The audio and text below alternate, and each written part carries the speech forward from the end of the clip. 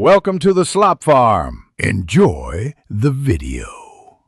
You start by confirming admin access and noting what you already have. This saves time when changing settings. Open a terminal or system info utility and capture OS and kernel version because driver and tool choices depend on them. Next, read the CPU model string and core count so you know what to expect. Once done, create a simple log file for outputs and errors. This collects evidence and prevents repeating steps. Make sure to keep one shell with elevated privileges ready for commands.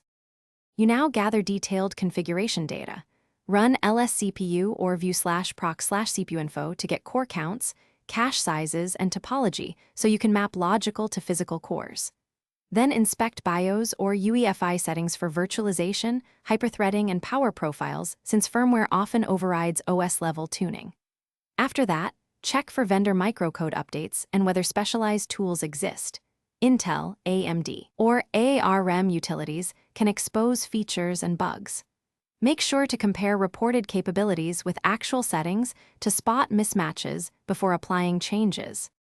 You apply changes in a controlled order. Set firmware preferences first, then tune OS-level governors, frequency limits, and CPU affinity so settings persist reliably. Reboot, then run validation, stress tests, synthetic benchmarks, and continuous monitoring to confirm stability and performance gains.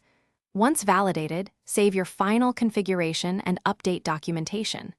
If something goes wrong, act quickly, restore BIOS defaults, and revert OS changes.